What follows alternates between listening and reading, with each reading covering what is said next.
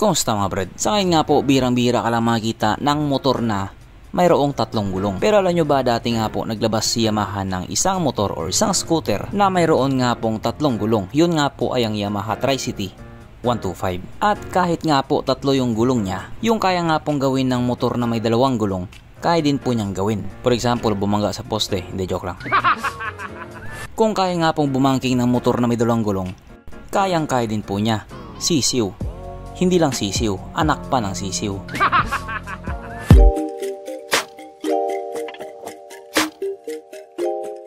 Pero syempre, bago tayo magpatuloy, kung bago ka pa lamang napadpad dito sa aking walang kwentang channel, huwag ka na subscribe.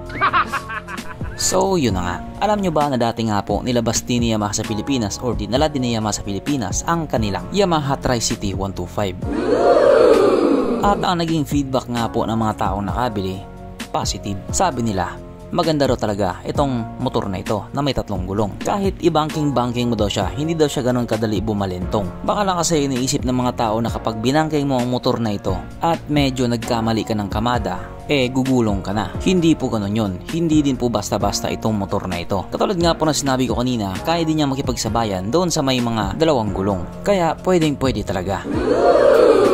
Kaso lang sa hindi nga po malamang dahilan, tinigil na po nila yung pagdala dito sa Pilipinas. Or baka nga hindi talaga siya nag-click dito sa atin. Ganun lang naman yun eh. Kapag hindi gaanong mabenta, ititigil na nila. Pero doon nga po sa ibang bansa, lalo na sa mga European country, tuloy-tuloy pa rin ang motor na ito. Katunayan nga yan, naglabas na naman si Yamaha ng 2025 model ng Yamaha Tri-City 125. As expected, napakagwapo nga po nito. Napaka-aesthetic nga po ng pormahan niya. At kung titignan nga po natin sa may bandang taillight niya, familiar talaga. Yes po, kahawig nga po niya yung Yamaha NMAX TechMax Turbo ko no. So pagdating nga po sa bagay na yan, hindi naman siguro natin pwedeng sabihin nanggaya siya ng design.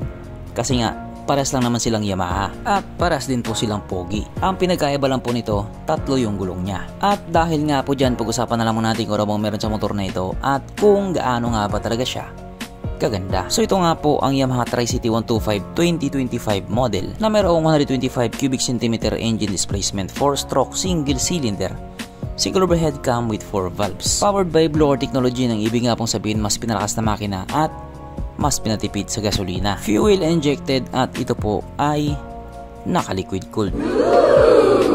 Kaya hindi po siya panis sa Honda Click 125.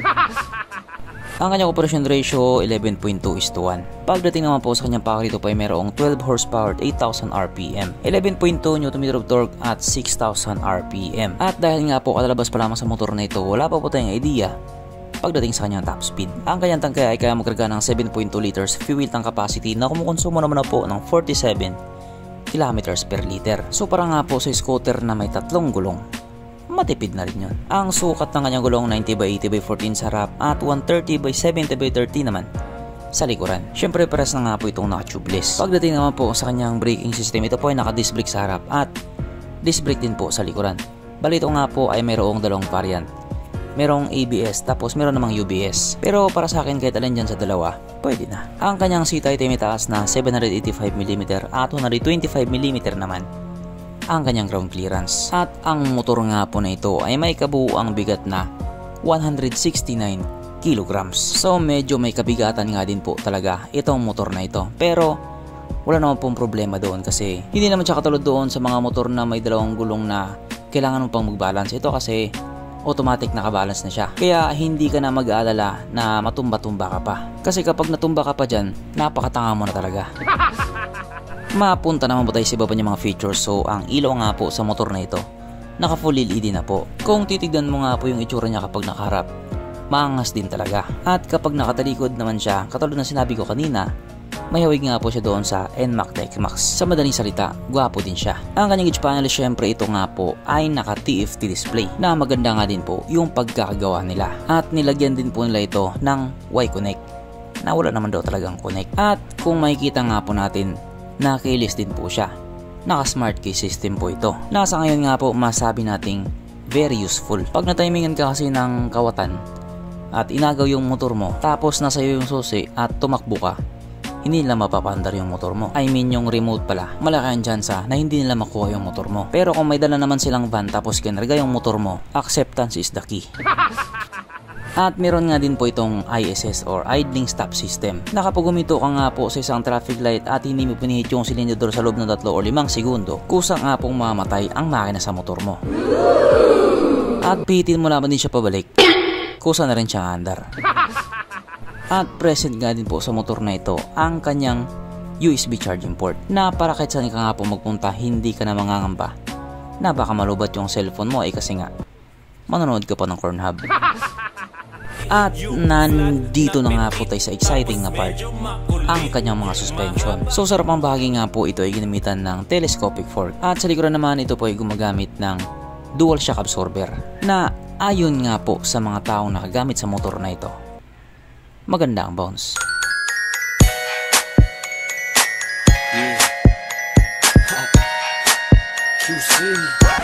Siyempre, meron pang isa.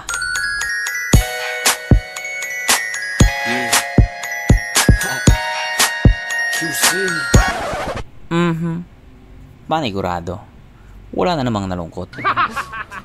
At dahil wala nga pong nalungkot, alamin na po natin kung present nga ba sa motor na ito yung 3 pinaka-importanting features. So, una na nga po dito ang kanyang lagayan ng istalyon at nakalungkot pang sabihin, wala siyang ganon.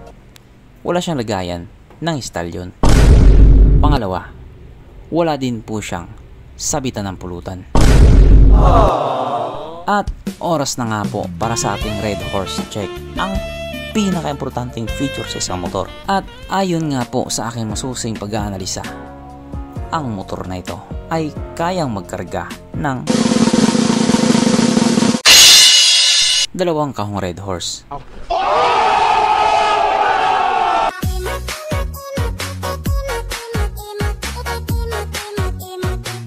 So therefore ang motor na ito ay hindi gaanong recommended. At ito na nga po ang pinakamalaking tanong ngayon, magkano? At ang kanya nga pong presyo ay 4,801 pounds. Na kung i-convert nga po natin into Philippine peso, ito po ay papatak ng kapit-kapit 359,000 pesos. Agoy, lintik na presyo na yan. So para nga po sa isang 3 gulong na scooter na 125cc, mukhang napakamahal nga po talaga. Hindi talaga siya pang masa, pang massacre talaga siya. Pero kasi yun lang naman po ay presyo sa UK at napakamahal din po talaga ng mga bilihin doon. Kaya just in case na maisipan ni Yamaha na ibalik niya sa Pilipinas yan, mag-iiba din naman yung presyo niyan. Kung lang naman maisipan ni Yamaha na ibalik dito yan. Kasi sa ngayon nga po, malabo pa talaga sa sabaw ng pusit. So hanggang dito na lang muna mga brad. Kung may gustong sabihin or gustong idagdag doon sa mga sinabi ko, mag-comment ka na lang sa baba. Okay, bye.